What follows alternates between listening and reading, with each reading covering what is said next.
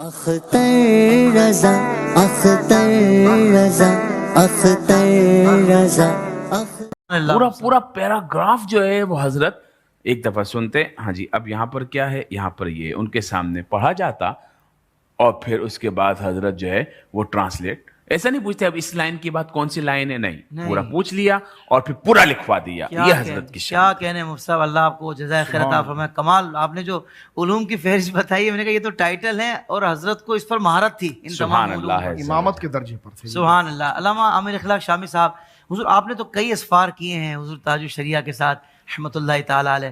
میں چاہوں گا آپ خاص طور پر ارشاد فرمائیں کہ اعلیٰ حضرت امام اہل سنت کے بعد عرب دنیا میں حضور تاج الشریعہ نے کیسے اپنے جد اعلیٰ کے نام اور کام کو زندہ رکھا؟ سب سے پہلے تو یہ ہے کہ شاہ صاحب نے اور مفتی صاحب نے جو گفتگو کی ہے، آپ یقین کریں کہ مجھے سننے میں زیادہ مزہ آ رہا ہے. میں آپ کو حقیقت بتا رہا ہوں. اللہ، یہ جو ابھی مفتی صاحب میرے مرشد کے علوم گنوا رہے تھے، تو ان کا چہرہ میرے سامنے ہے، اور وہ جو ایک کیفیت کہ جو مرشد سے محبت کی رہی ہے، تو مجھے سننے میں جو لطف آ رہا ہے میں کیا اس کو بیان کروں. قرآن مجید میں رب کریم نے فرمایا ان الذین آمنوا وعملوا الصالحات سیجعل لهم الرحمن ودا، کہ بے شک وہ لوگ کہ جو ایمان لائے اور نیک عمل کیے تو اللہ ان کی محبت لوگوں کے دلوں میں ڈال دیتا ہے. حضور تاج الشریعہ تشریف لائے، جمعۃ المبارک کا دن تھا، اور اتنے قریب سے اپنے مرشد کے ساتھ رہنے کا جو شرف حاصل ہوا وہ سرزمین انبیاء ملک شام میں ملا مجھے. تو 2-3 مرتبہ ایسا ہوا کہ حضرت کی بارگاہ میں نے میری اہلیہ بھی حضرت سے بیعت ہیں اور وہ ملک شام سے ہیں.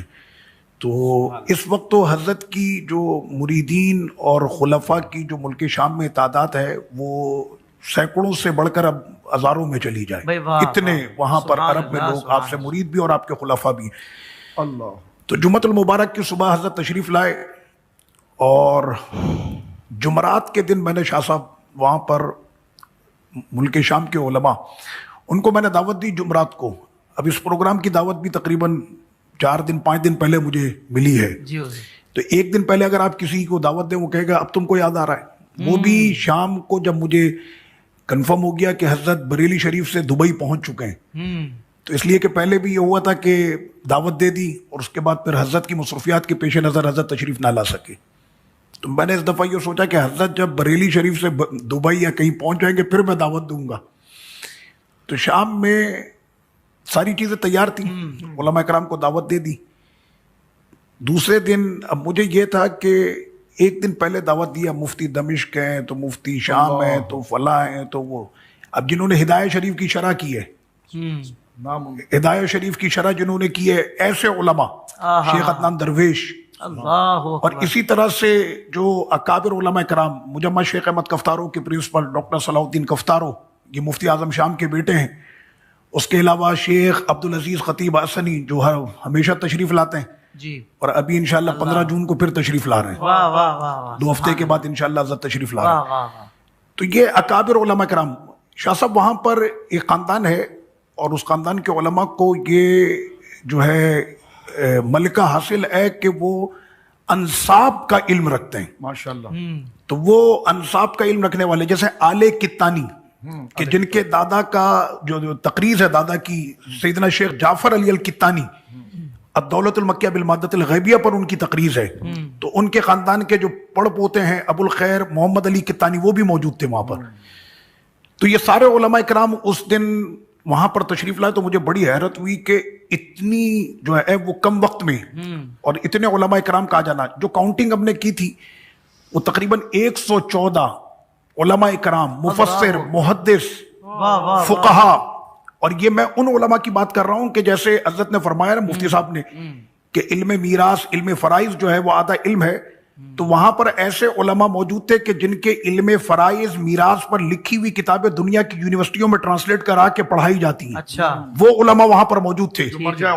جی یہ سارے اکابر علماء کرام وہاں پر موجود تھے. سب سے آخر میں اس بات کے گواہ ہمارے شیخ ابو القاسم ضیائی صاحب بھی ہیں، وہ بھی وہاں پر موجود تھے.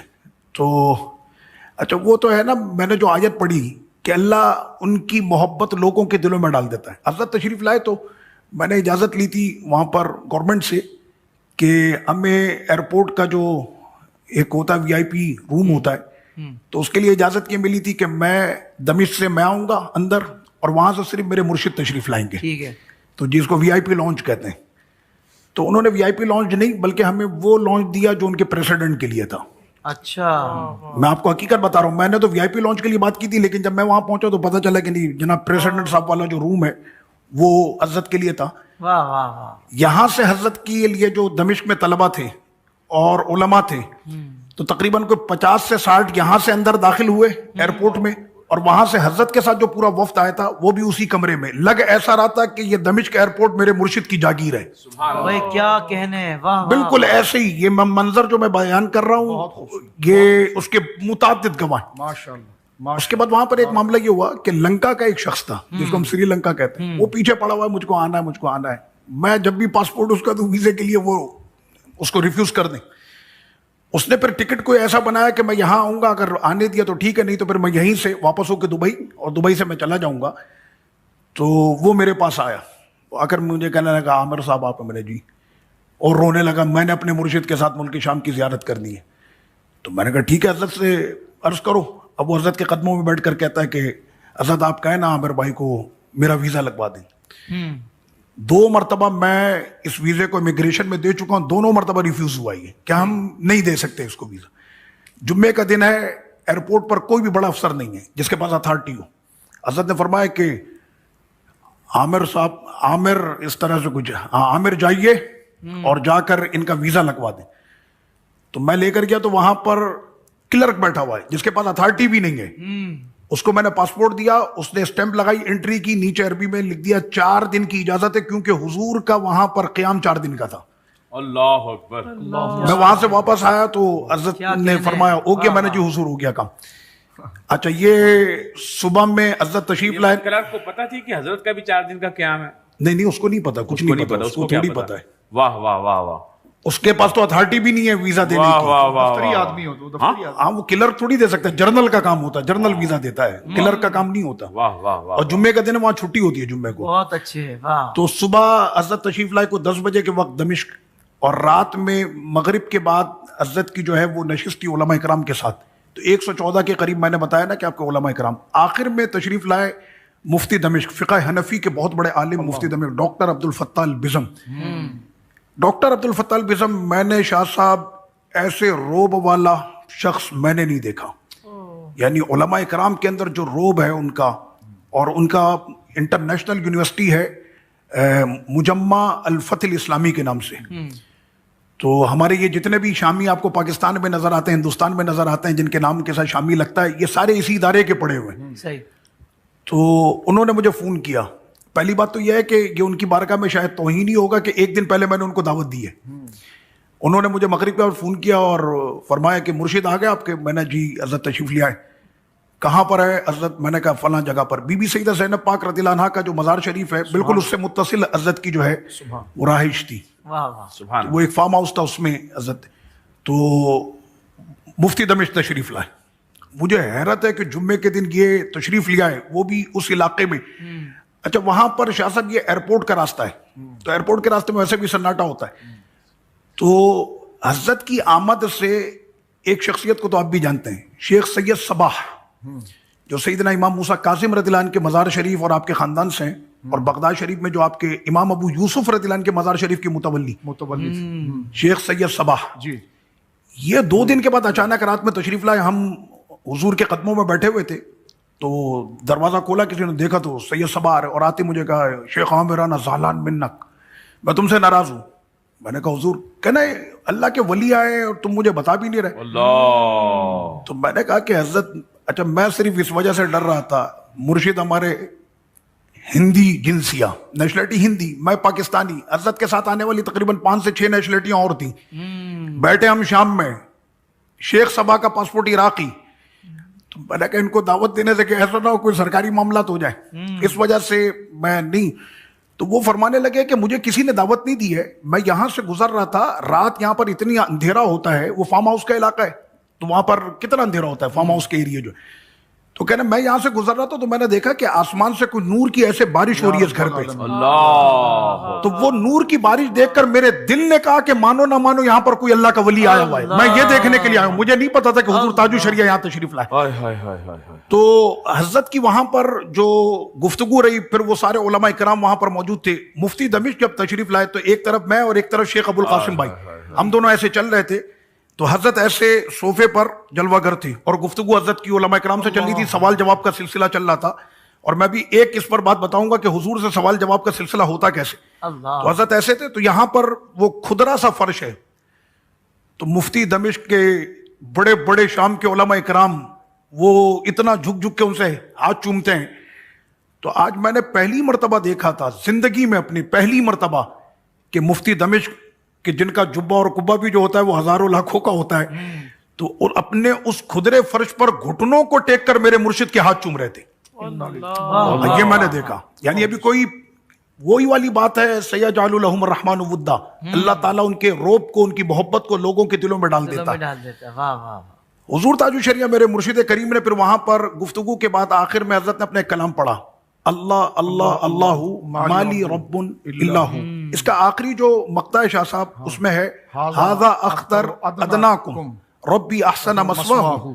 تو جیسی حضرت نے فرمایا نا ھذا اختر ادناکم, کہ یہ ادنا تیرا اختر, تو جیسی آپ نے یہ کہا نا, تو قبلہ فضیلت الشیخ ڈاکٹر عبدالعزیز خطیب سامنے موجود تھے, انہوں نے فرمایا یا اختر انت لست ادنا بل انت تاج راسینا, کہ آپ ادنا نہیں ہیں, آپ تو یہ موجود سارے علماء کے سروں کے تاج ہیں. تو یہ نسبت جو ہوئی تاج الشریعہ کی, یعنی یہ تو ہمارے یہاں رہی, لیکن وہاں پر عرب نے بھی کہا کہ آپ ہمارے سروں کے تاج ہیں. اچھا, ایک بات جو شاہ صاحب نے, مفتی صاحب نے فرمائی کہ حضرت کی حافظہ اور یہ ساری چیزیں, طلبہ کا ایک بہت بڑا وفد آیا ہوا ہے وہاں پر, ٹائم لیتے تھے. اچھا, دمشق کی بات ہو رہی ہے. اب اتنے بڑے بڑے علماء کرام, مفتی دمشق اور یہ, جو ایک مرتبہ مل لیتا, یعنی جن سے مجھے خواہش ہوتی کہ یار یہ میرا فون اٹھا لے تو میرے لیے شرف ہے, وہ مجھ کو فون کرتے ہیں. آپ کے مرشد سے 5 منٹ کی ملاقات کا کل کوئی ٹائم مل سکتا ہے؟ یہ میں آپ کو حقیقت بتا رہا ہوں. اچھا, یہ تو رہا سلسلہ.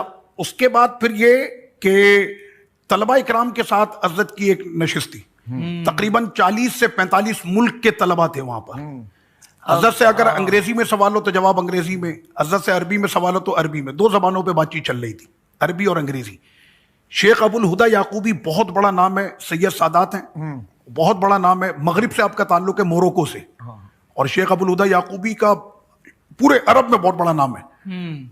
تو حضرت ان سے ملاقات کے لیے ان کے یہاں تشریف لے گئے تھے, اور ابھی تک ان کے جتنے بھی مسائل ہوتے ہیں بڑے بڑے اہم مسئلے کے, جس کے اندر علماء شام سے بھی شاید ان کو اطمینان نہ ہو, تو حضور تاج الشریعہ سے پھر ان کو اطمینان ہوتا ہے. اللہم صلی اللہ. شیخ ابو الہدیٰ یعقوبی کی میں بات کر رہا ہوں. تو شیخ ابو الہدیٰ یعقوبی صاحب سے جب گفتگو حضرت فرما رہے تھے تو میں وہی قدموں میں بیٹھا ہوا تھا حضرت کے, تو ایسے حضرت انگریزی بول رہے ہیں کہ جیسے کوئی واقعی میں ہندوستان میں نہیں, کوئی برطانیہ میں ولادت ہوئی ہو, ایسے ٹون کے ساتھ, پورے لہجے کے ساتھ حضرت جو ہے وہ انگریزی بالکل پورا اس میں حضرت کی گفتگو ہو رہی تھی, پروناؤنس بھی اور ایکسنٹ بھی پورا. کوئی واقعی میں کوئی وہاں کا جو بون ہے وہی بات, جی بالکل بالکل وہی لہجے, اسی لہجے بالکل اسی لہجے میں.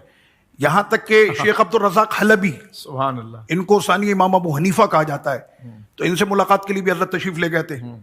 تو 1 گھنٹے شیخ عبد الرزاق حلبی اور ادھر حضور تاج الشریعہ. اچھا, یہ ایک بات میں یہاں پر ضمن عرض کر دوں کہ شیخ عبد الرزاق حلبی, اس لیے سننے والے دیکھنے والے مجھے سن بھی رہے دیکھ بھی رہے, شیخ عبد الرزاق حلبی حنفیوں کے اتنے بڑے فقی مانے جاتے ہیں دمشق میں, کہ دمشق کی جو سب سے بڑی مسجد ہے اموی, آپ اس مسجد کے نہ صرف امام رہے, خطیب رہے, بلکہ آپ اس مسجد کے چابی بردار, کنجی بردار آپ رہے. وصال ہوگی آپ کا. اس وقت ملک شام میں اکابر جو علماء کرام ہیں, چاہے مفتی دمشق ہو, مفتی اعظم ہو, فلاں, یہ سارے کہیں نہ کہیں سے شاگرد ہیں آپ کے, اور اتنے بڑے عاشق رسول کے بیٹھے بیٹھے ملاد شریف شروع کر دیں. واہ.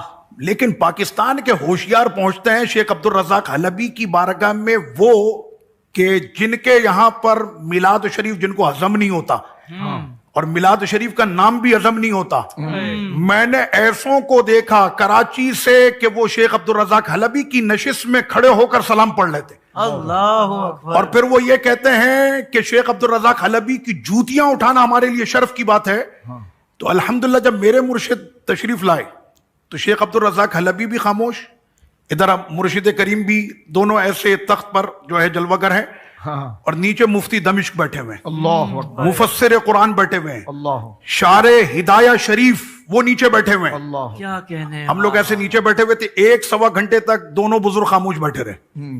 کیا گفتگو ہوئی ہمیں نہیں پتا، لیکن گفتگو ہوئی ضرور تھی، اللہ اکبر. لیکن یہ دلوں کی گفتگو تھی. اللہ اکبر. اور حضور تاج الشریعہ کے جب ملک شام سے آپ تشریف لے گئے، مجھے حضرت نے بڑی دعائیں دی، اور میں تو کہتا ہوں یہ میرے مرشد کی دعاؤں کا صدقہ ہے کہ اس وقت میرے بچے اور پورے پاکستان کے بچے اس وقت بھی دمشق میں تعلیم حاصل کر رہے ہیں. ماشاء اللہ. یعنی ہمارے تقریباً 36 بچے ملک شام میں زیر تعلیم ہیں ماشاء اس وقت بھی. میرا بیٹا پڑھ رہا ہے، اس کے علاوہ پاکستان کے اکابر علماء کرام کے صاحبزادے وہ وہاں پر پڑھ رہے ہیں. اور ساتھ میں یہ بھی عرض کر دوں کہ 1 جون کو پورے پاکستان سے علماء کرام کا وفد، تقریباً 28 علماء کرام ہے پورے پاکستان سے کہ جو دمشق جا رہے ہیں. یہ سارا فیضان میرے مرشد کا ہے. واہ واہ واہ. وہ طلبہ کی جو بات تھی وہاں پر سوالات کا سلسلہ شروع ہوا، تو میں نے دیکھا روس کے کچھ طلبہ تھے نا ایسے سائیڈ میں کھڑے ہوئے تھے. 7 جون کو طور سے تو وہ سائیڈ میں کھڑے ہوئے اور بڑے عجیب سے نا اسٹائل سے وہ ایسے حضرت کی طرف دیکھ رہے ہیں. میں نے کہا یہ حضرت کو اس انداز میں دیکھ رہے ہیں. سبحان اللہ. تو وہاں پر ایک تھے موروکو کے. اچھا وہ موروکو والا جو تھا وہ ہمارے عقیدے کا نہیں ہے. اس نے آ کر وہاں پر کی کوئی خباثت، سوال بھیجا حضور تاج الشریعہ کی بارگاہ میں. شاہ صاحب آپ دیکھیں کہ حضرت ایک تو ہے نا علم، یاد دہانی، ذاکرہ، قوت حافظہ، یہ ساری چیزیں، معاملہ فہمی، کیا بات ہے کہ کس وقت میں کیسی گفتگو کرنی. واہ واہ. تو اس وقت میں کیا ہوا کہ حضرت کی بارگاہ میں سوال یہ آیا کہ ابن تیمیہ کے بارے میں آپ کی کیا رائے. اب ہم میں سے آپ کو کسی کو بھی ملے ابن تیمیہ کے بارے میں کیا رائے ہے تو پھر ہم اپنے اپنے مزاج سے ہم گفتگو کریں گے.